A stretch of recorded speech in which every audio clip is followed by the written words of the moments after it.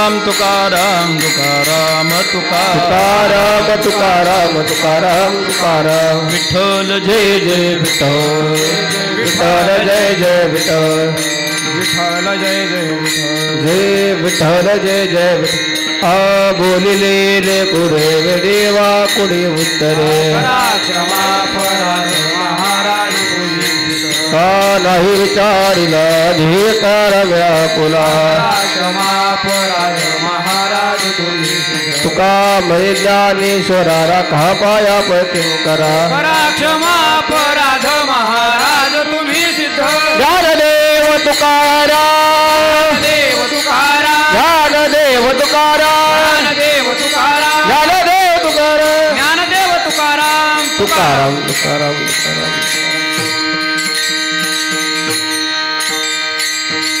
पुंडलीकवरदार विठ्ठल श्री ज्ञानदेव तुकाराम हरिनाथ भगवान की जय माऊली ज्ञानेश्वर महाराज की जय जगद्गुरु तुकाराम महाराज की जय गोपाल कृष्ण भगवान